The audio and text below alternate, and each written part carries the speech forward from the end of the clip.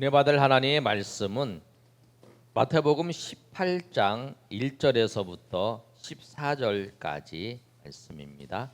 마태복음 18장 1절에서부터 14절까지 말씀.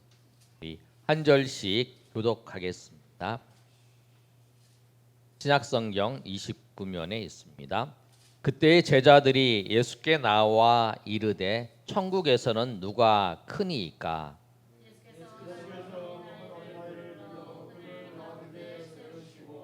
이르시되 진실로 너희에게 이르노니 너희가 돌이켜 어린아이들과 같이 되지 아니하면 결단코 천국에 들어가지 못하리라.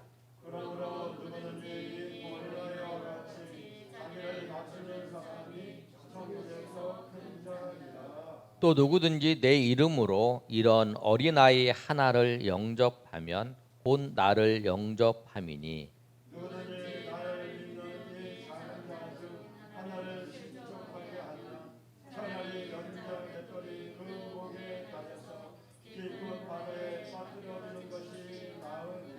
실족하게 하는 일들이 있음으로 말미암아 세상에 화가 있도다. 실족하게 하는 일이 없을 수는 없으나 실족하게 하는 그 사람에게는 화가 있도다.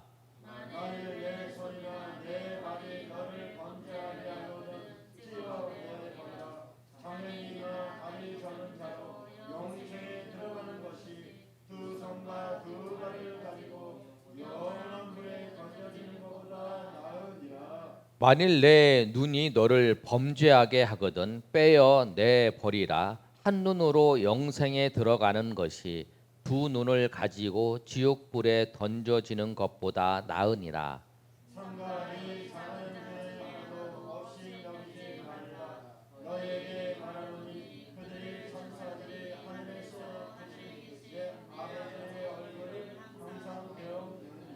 십이 절 제가 읽습니다. 너희 생각에는 어떠하냐? 만일 어떤 사람이 양 100마리가 있는데 그 중에 하나가 길을 잃었으면 99마리를 산에 두고 가서 길 잃은 양을 찾지 않겠느냐?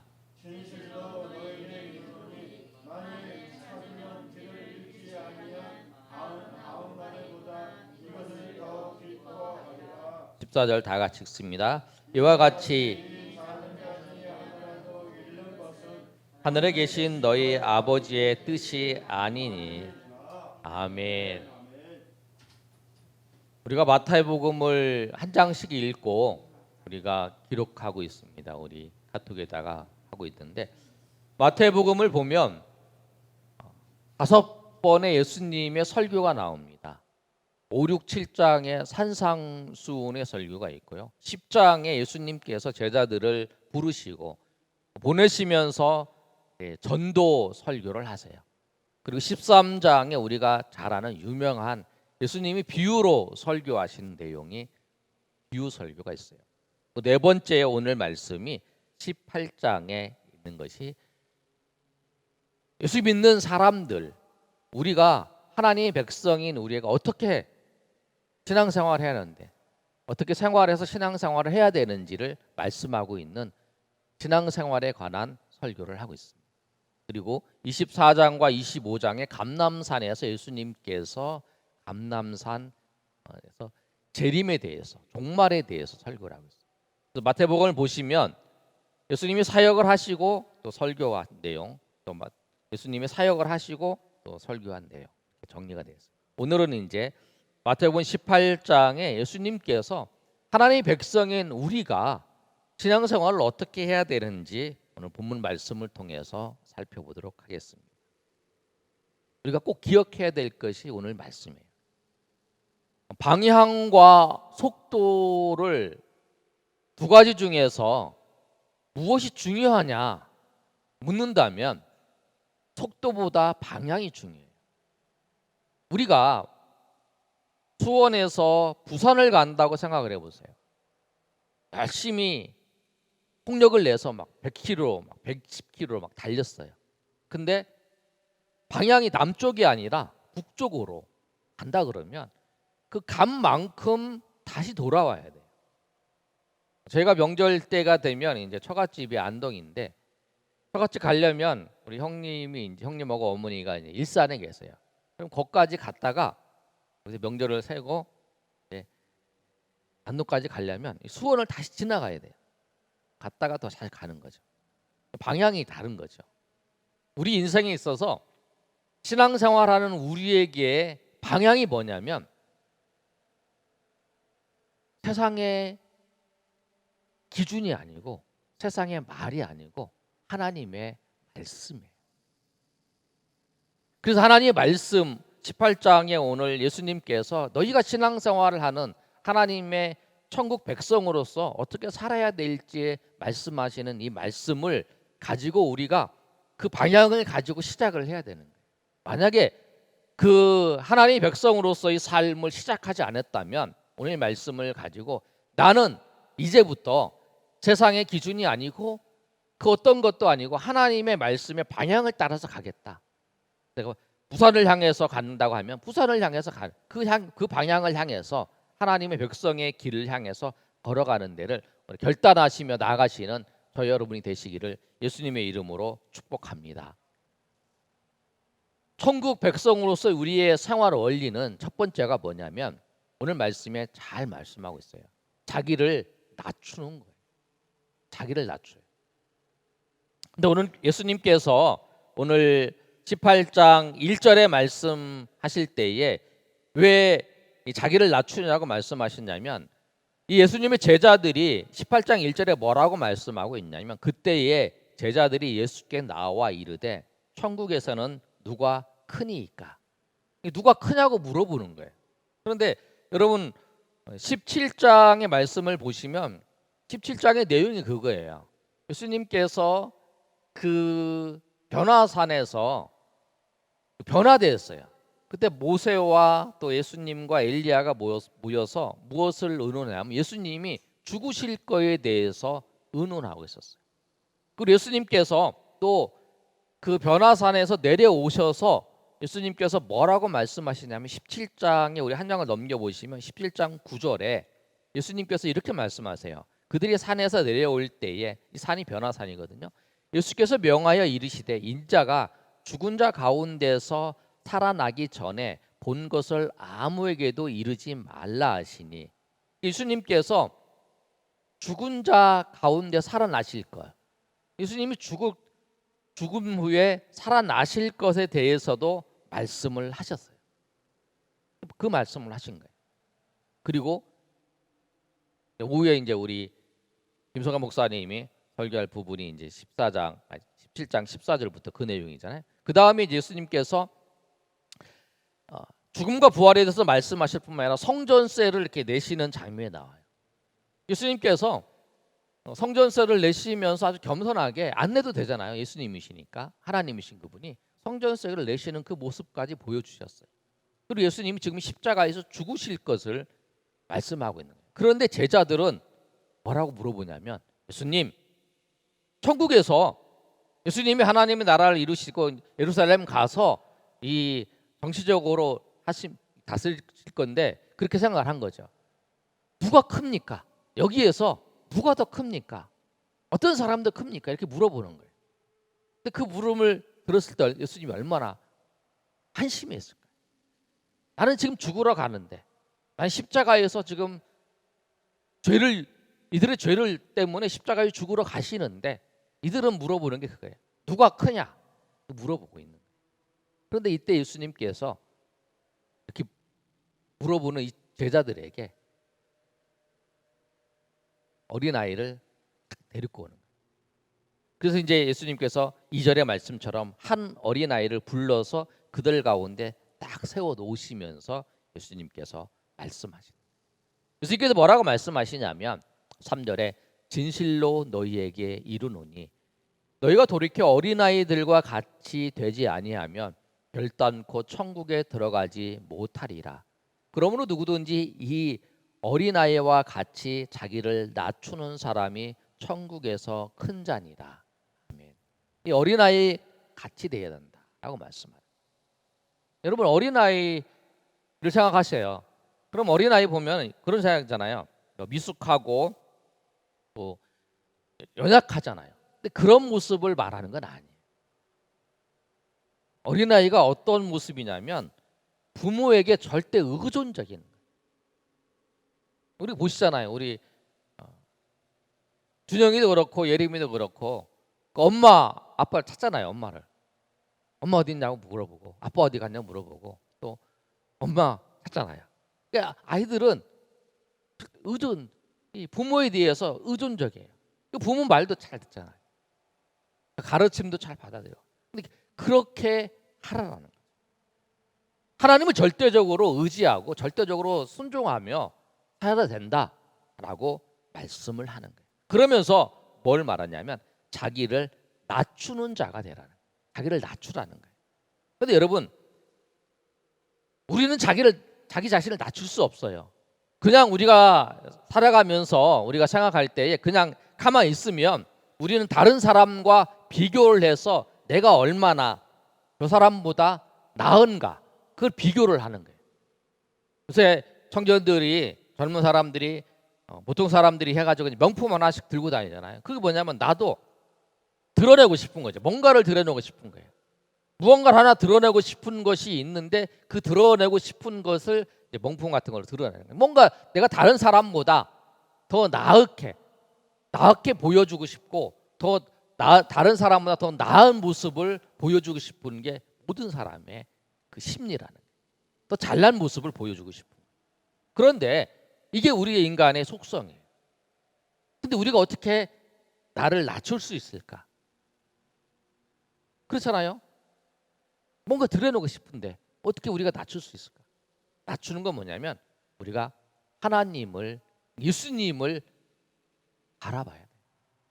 주님을 바라볼 때, 주님을 만날 때 내가 얼마나 죄인인지를, 내가 얼마나 하나님 앞에 연약한 존재이고 정말 내 마음속에는 정말 살펴보니까 하나님을 보고 나를 보니까 내 마음속에는 정말 음란과 더러운 것과 모든 것이 가득 차 있고 나는 하나님이 보시기에 하나님 앞에 설 수도 없는 존재고 내가 구원받을 수 없는 존재고 천국에도 합당하지 못한 존재인데 주님께서 나에게 은혜를 주셔서 오늘도 하나님 앞에 나와 예배하고 하나님께서 나를 구원하셨고 하나님을 섬기게 하셨고 하나님 은혜 가운데 살게 하셨다라고 하는 그 사실을 내가 알게 될 때, 주님을 만나고 주님을 바라볼 때에 내가 그런 모습을 알게 되는 거예요.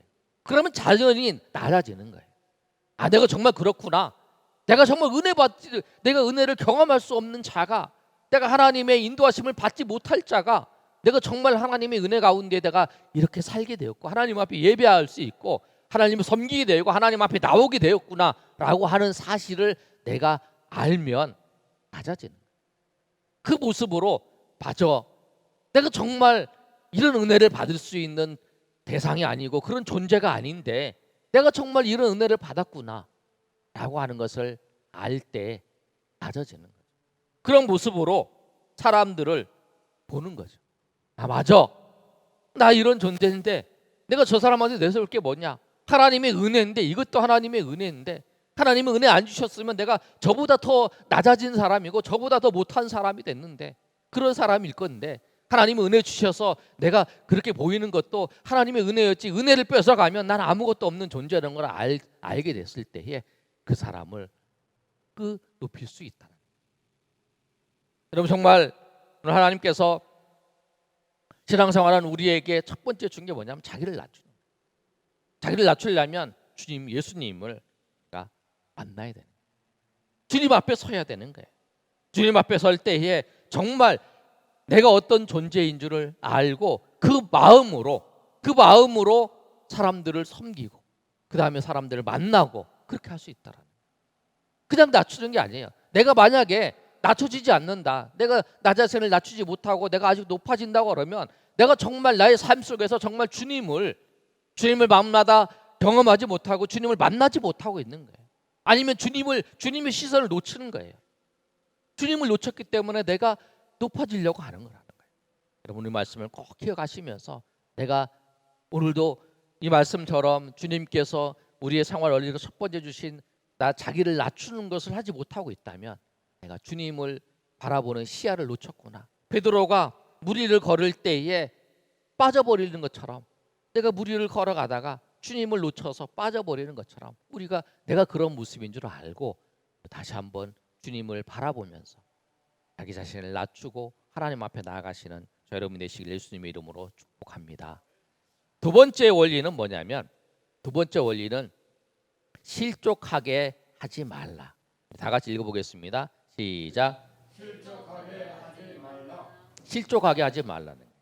오늘 말씀을 보면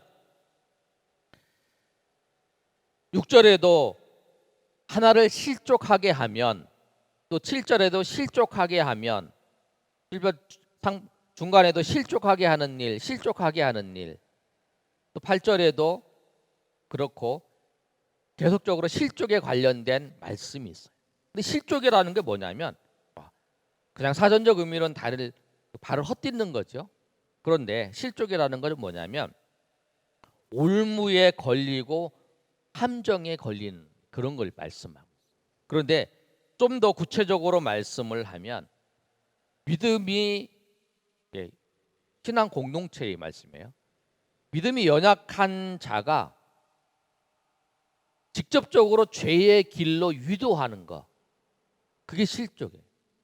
또 그것뿐만 아니라 간접적으로 그를 죄의 길로 이끄는 것, 그게 실족이에요. 쉽게 얘기하면 그래요. 내가 어떤 행동을 했어요. 근데 어떤 행동을 했는데 그 행동 때문에,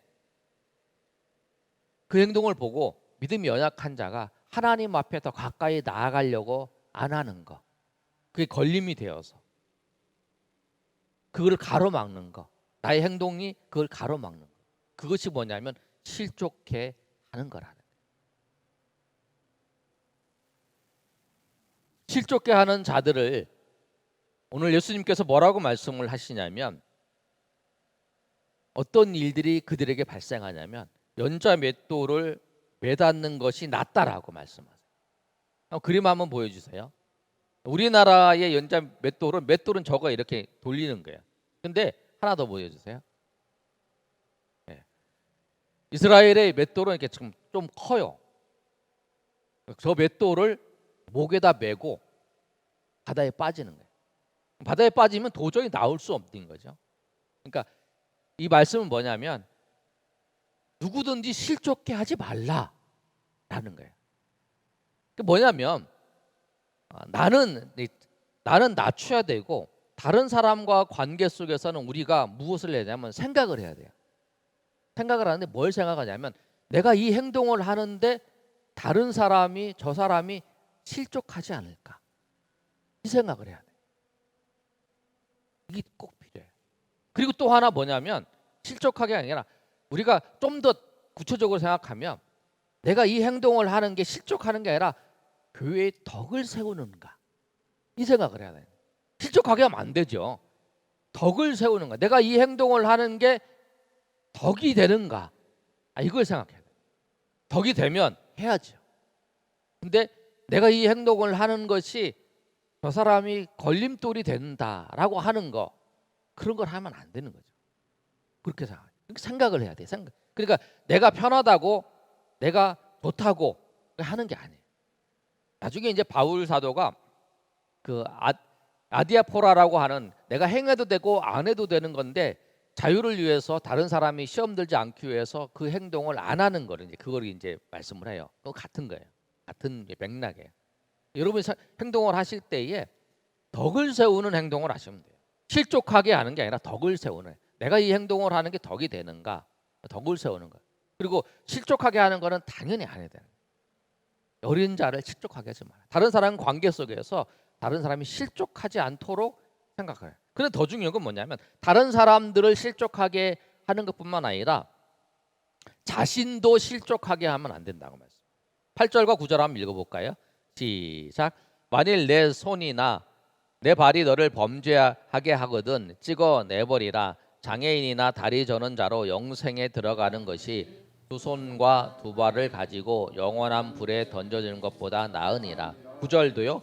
만일 내 눈이 너를 범죄하게 하거든 빼어 내버리라. 한 눈으로 영생에 들어가는 것이 두 눈을 가지고 지옥불에 던져지는 것보다 나으니라. 예수님께서 말씀하실 때 뭐라고 말씀하냐면 자기를 실족하게 하는 것도 하지 말라는 거예요. 네 팔이, 네 손이 실족하게 하거든 잘라버리고, 네 발이 실족하게 되면 잘라버려라. 장애인이 돼도 또 내 눈이 실족하게 하면 빼버리라. 그렇게 말씀. 한다고 해서 여러분 이거를 진짜 해서 내가 뭐 내 팔이 손이 했다고 뭐 잘라버리 이런 거 아니에요. 그만큼 예수님께서 뭐라고 하는 거냐? 그것만큼 범죄하는 거, 실족하게 하는 행동이 있다면 그거를 완전히 제거하라는 말씀이에요. 제거하라는 말. 내가 뭐 좀 잘못했다고 이 팔을 자르고 그러면은 뭐 팔 자르고 다 손 자르고 살아야 되잖아요. 아니에요. 그걸 제거하라는 거예요. 여러분 가운데 여러분이 이렇게 살아가시면서 이렇게 보라는 거예요. 내가 하나님으로부터 멀어지게 하는 거. 내가 하나님으로부터 가까이 가는데 걸림돌이 되게 하는 것들이 여러분 주위에 있다면 그거 있으면 그것은 여러분을 실족해 할 수 있다는 거예요. 범죄를 했다.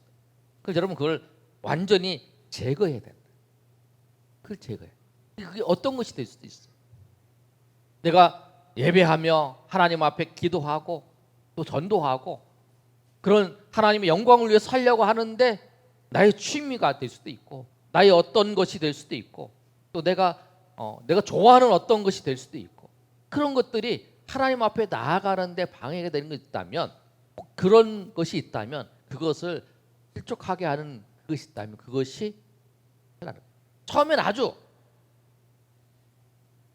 세밀하게 들어와요. 미세하게. 그러나 그것들이 구멍이 커지면서 댐이 무너지는 것처럼 그렇게 된다는. 그래서 그런 것들을 완전히 제거하라는. 오늘 이 두 가지 말씀을 통해서 뭐라고 말씀하시냐면 10절에 삼가 이 작은 자 중에 하나도 없인 여기지 말라 너희에게 말하노니 그들의 천사들이 하늘에 계신 너희 아버지를 항상 배움느니라 이렇게 말씀하고 있어요. 뭐냐면 연약한 자, 약한 자 그런 데 무시하지 말라는 거예요. 왜? 그들의 천사가 항상 하나님을 뵙고 있기 때문에 하나님께서 그 연약한 자의 상태, 그 연약한 자가 너희를 통해서 상처받고 너를 통해서 실족하게 되는 거 모든 거 하나님 다 아신다는 거예요. 꼭 기억하서 너희가 연약한 자들 신앙생활 하는 데 있어서 타인을 배려하면서 살아야 된다고 말씀을 하고 있어요. 여러분 두 가지를 말씀드렸어요. 하나는 자신을 위해서 낮추고 또 타인에서는 실족하지 않게 또 나 자신도 실족하지 않게 그 다음에 마지막으로 우리가 해야 될 것은 뭐냐면 세 번째로 잃은 양을 찾으라는 거예요. 아멘. 잃은 양을 찾으라는 거예요. 세 번째 우리가 관심이 뭐냐면 잃은 양을 찾는 거예요. 실족해서 떠나간 자 근데 하나님 백성인데 벌어져 있는 자 그런 자들을 찾으라는 거예요. 그러면서 예수님께서 말씀하세요. 뭐라고 말씀하시냐면 비유를 통해서 말씀하시는데 12절에 보면 너희 생각이 어떠냐? 만일 어떤 사람이 양 100마리가 있는데 그중 하나가 길을 잃었으면 99마리를 산에 두고 가서 길 잃은 양을 찾지 않겠느냐? 이렇게 말씀하세요. 그리고 찾아오면 99마리보다 이것을 더 기뻐한다. 이렇게 말씀하시는데 우리가 이 말씀을 잘 이해를 해야 돼요. 여러분 상식적으로 생각하시면 99마리 양이 있어요. 한 마리 양이 있어요. 한 마리 양이 있는데 이 양 한 마리를 잊어버렸다고 해서 그 당시에 목자들은 어떤 그 상황이냐면 주인이 이 목자한테 양을 맡겨요. 양을 맡기면 한 마리나 두 마리가 없어지는 것을 이해를 해요. 왜냐하면 맹수가 막 공격을 할 때 부득이한 상황 속에서 자기가 맹수에게 생명의 위협을 느끼기 때문에 그 맹수와 싸워서 자기 생명을 위협을 느끼면서까지는 않으니까 그걸 이해를 하고 한 마리 정도 뭐 두 마리 정도 이렇게는 그거는 이제 없어졌다 그러면 그걸 이제 네가 배상하라 이렇게 하진 않아요. 그런데 오늘 본문의 말씀은 뭐냐면 이 사람은 주인이에요. 그래서 삭을 박는 목자하고 주인하고 다른 거죠. 이 사람은 주인인데 주인에서 한 마리를 있으면 한 마리를 찾으러 가는 거죠. 그냥 고용을 받아서 하는 목자들은 그냥 한 마리 잊어버렸으면 주인한테 가서 한 마리 잊어버렸습니다. 그럼 끝이에요. 왜냐하면 그걸 다 할 수 없으니까. 왜냐면 그런 일들이 비일비재하고 낭떠러리 가다 떨어질 수도 있고 여러 가지 상황이기 때문에 그런 거를 배려하고 고용을 하기 때문에. 근데 이 사람은 주인이에요. 주인이 이제 가는 거죠. 그런데 우리가 또 하나 이해할 건 뭐냐면 들에다가 양 99마리를 남겨두고 한 마리를 찾으러 간다 생각을 할 때 그냥 많은 양들이 늑대들이나 이런 맹수들이 공격할 수 있도록 그냥 놔두는 게 아니에요. 양들이 잘 맹수들한테 보호받을 수 있도록 울타리나 뭐 이런 거 처해 있는 그런 곳에 놔두든지 아니면 보통 어떤 경우냐면 목동이 있잖아요. 목자들이 있으니까 내가 우리 양 한 마리가 잊어버렸는데 찾으러 갈 테니까 당신이 당신 양하고 우리 양하고 같이 좀 봐달라 이렇게 하잖아요. 우리 대부분도 그렇게 하지요. 내가 99마리 내가 지금 양을 끌고 그 가축을 끌고 왔어요. 끌고 가는데 그냥 바깥에 놔두고 그냥 가버리면 이거 잊어버릴 수 있잖아요. 그렇게 안 한다는 거예요. 그러니까 맡기잖아요. 누구한테? 여기 맡겼다는 거예요. 그래서 한 마리를 찾으러 가는 거예요. 한 마리를 찾으러 갔는데 한 마리를 찾아서 이제 데리고 오는 거예요. 이거 뭐냐면 우리가 예수님께서도 잃어버린 양들을 찾아오는 거예요. 잃어버린 양들을 찾아서 데리고 오는 거예요. 주님이 뭐냐면 우리가 예수님을 믿고 성령이 우리 가운데 계시면 주님이 잃어버린 양을 주님의 이 마음을 가지고 그 마음을 우리 가운데 부어주세요. 그리고 그 양을 찾으러 가면 또 주님께서 그 양을 찾게 하시는 하나님의 은혜가 있다라는 거예요. 여러분, 그래서 우리가 잃어버린 양 전도를 해야 돼요. 그래서 전도가 교회 데리고 오는 게 아니라 예수님을 전하는 거잖아요. 예수님을 전하는 거예요.